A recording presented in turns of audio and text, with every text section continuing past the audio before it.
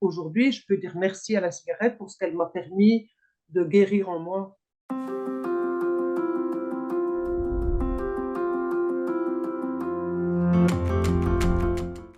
Pour commencer, bah, déjà, qu'est-ce qui fait que tu m'as contacté pour commencer un accompagnement avec moi par rapport à ta consommation de cigarettes?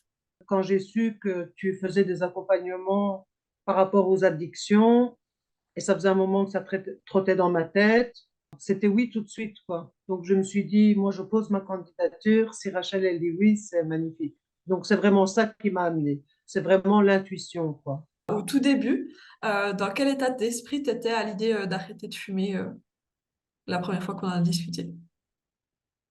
Mais déjà, d'en discuter avec toi, ça faisait déjà un moment que ça fait longtemps. Moi, ça fait 45 ans que enfin voilà, moi j'ai commencé à fumer il y a 45 ans et ça devenait de plus en plus lourd. Donc, au niveau de la santé, clairement, au niveau de la respiration, c'était de plus en plus lourd.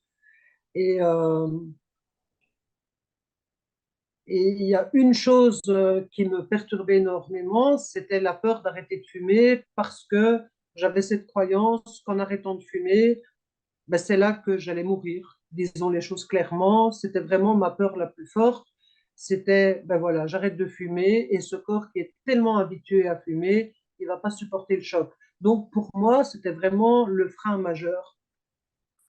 Et au-delà de ça, j'avais déjà essayé deux, trois fois d'arrêter de fumer. J'ai réussi partiellement et j'ai replongé dedans à chaque fois. Donc, je voulais plus ça. Arrêter de manière sauvage, sans préparation, du jour au lendemain, avec plein d'inconvénients, que ce soit au niveau du stress, de la nourriture, de la prise de poids, et le fait de ne pas être accompagné, de le faire seul, ça a été vraiment difficile et ça n'a pas porté ses fruits, quoi. Trop bien, tu nous amènes plein de belles informations. Euh, Cette peur, elle s'est transformée en quoi grâce aux séances qu'on a faites ensemble? Cette peur de En fait, mourir. il y a cette croyance que j'étais convaincue qu'en arrêtant de fumer, c'était dangereux pour moi. Et ça, c'est une histoire que j'avais entendue quand j'étais jeune.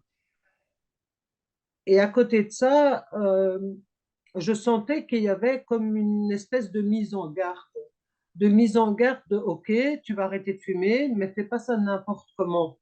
C'est ça qui s'est transformé pendant les séances.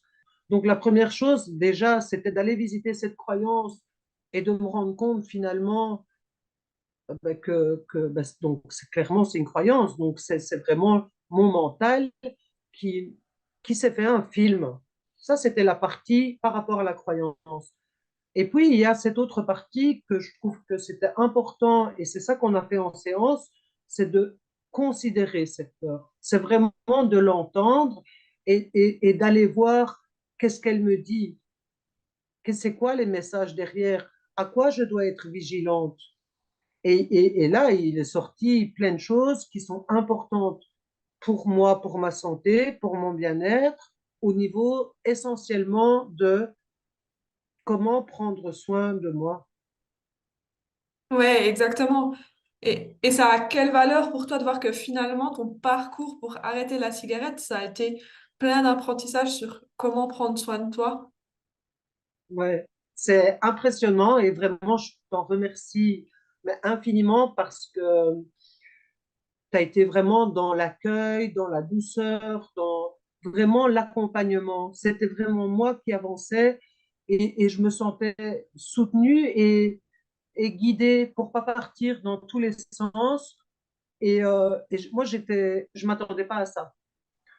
Pour moi, un accompagnement pour arrêter de fumer, ça allait tourner essentiellement autour de stratégiquement comment je fais pour arrêter de fumer. Ça fait des années que un de mes objectifs principaux, c'est je prends soin de moi. Je pensais que j'étais connectée à mon corps, que je prenais soin de lui et que je m'aimais. Et je me suis rendu compte, j'avais pas cette communication authentique. Maintenant, vraiment, j'ai une communication avec mon corps différente. J'ai vraiment appris à écouter mon corps en vrai, à vraiment entrer en communication avec lui Et ça se développe de plus en plus au fur et à mesure, quoi. Et c'est ça, la clé, elle est là, parce qu'on a cherché des alternatives à la cigarette et ça n'a pas pris, parce que j'étais encore dans mon mental, je ne m'en rendais pas compte. Et les réponses que je donnais, c'était des réponses, oui, qui pourront me faire du bien, mais qui n'étaient pas vraiment à l'essence de ce que mon corps avait besoin, vraiment. Et mon corps, ce qu'il avait besoin, c'était que je connecte profondément avec lui. Et c'est ça que j'ai appris à faire vraiment. Trop bien. Et pour amener un peu de contexte, si jamais ceux qui nous écoutent, en fait, on est encore en train de préparer ton arrêt. Comme tu le dis, tu t'es connecté avec ton corps à un tel autre niveau que finalement, il y a de l'espace entre nos séances maintenant, mais ton arrêt il est prévu pour d'ici à 13 jours. Aujourd'hui, Ouais. comment tu te sens à l'idée que dans 13 jours, tu vas arrêter de fumer? Il y a de l'excitation. C'est comme un projet, comme si j'allais partir en voyage, en fait. Donc, il y a cette excitation de, on n'y est pas encore, mais déjà dans ma tête, je prépare mes valises. Et donc, là, je suis vraiment je me mets pas la pression, je suis vraiment attentive à ce que ça se passe sans stress. Et ben, je suis impatiente et pas impatiente. Je suis impatiente d'y arriver parce que pour moi, ça va être vraiment la libération. Je suis déterminée euh, et je suis en joie. Il n'y a pas cette appréhension. Parfois, je me dis, euh, voilà, je vais définitivement arrêter de fumer.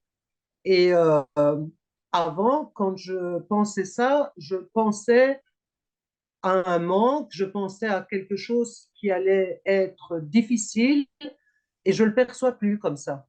Je le perçois vraiment comme une libération. Et parce qu'en fait, on n'en a pas parlé, mais on avait commencé par mon addiction au café. Je ne bois plus de café depuis 2 semaines. Et ça Trop bien. euh, s'est passé tout seul, quoi. Moi je suis, enfin, j'étais autant addict au café qu'à la cigarette. Je bois plus de café. Je bois plus de café. Et ça ne me manque pas. J'ai réussi à le percevoir tel qu'il était, une habitude. Et la cigarette, c'est ça aussi, hein. C'est une habitude, c'est vraiment une habitude. Moi, je vais respirer autrement à partir du 23. Trop bien, trop bien. Et le 23, c'est une date symbolique pour toi et j'ai trop hâte de voir la suite avec toi, mais je te remercie déjà pour tous ces partages. Euh, Avec plaisir. Si tu avais juste un message pour quelqu'un qui hésitait, qui avait un peu peur aujourd'hui d'avancer sur son arrêt de la cigarette, qui se posait des questions et qui tombe sur cette vidéo, tu lui dirais quoi? Il y a une citation que moi j'aime beaucoup, c'est la peur a frappé à la porte, la foi est allée ouvrir, il n'y avait personne. Et donc, moi je dis c'est normal d'avoir peur.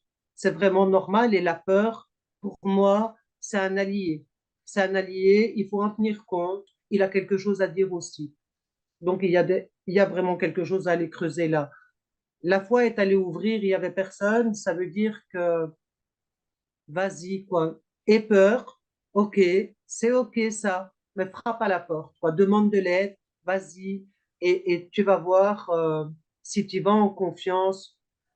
Et voilà, la chose la plus difficile, c'est peut-être celle-là, c'est d'y aller, quoi, de poser le premier pas, de je frappe à la porte, je demande de l'aide, et après, euh, et après c'est un travail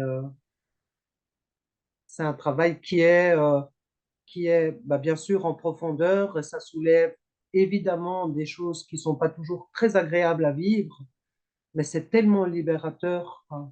Mm.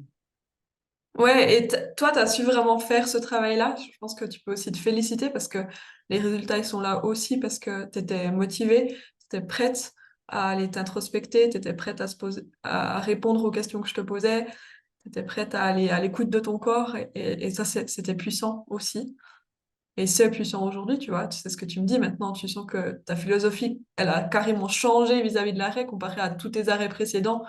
Et Oui, oui, tout à fait. Et c'est vrai, c'est vrai que comme j'avais ces poumons qui me disaient clairement, là, il est vraiment grand temps parce que je m'endormais avec un souffle et du râle, je me réveillais avec envie de tousser tout le temps, je crachais. Donc oui, il y avait cette détermination par rapport à ma santé. Je ne peux pas continuer comme ça. Je ne sais pas si un jour on est vraiment prêt et motivé. Moi, je dis que si l'idée traverse, faut le tenter, quoi. Et la différence avec le coaching, moi, ce que j'ai vécu, c'est ça, c'est que peut-être tu seras jamais prête, mais si tu y vas, là, ben, ça te prépare en fait, parce que c'est ça qu'on a fait, hein. Tu m'as accompagné vraiment pour préparer mon arrêt au tabac, quoi. Ouais, exactement. Vraiment. Exactement.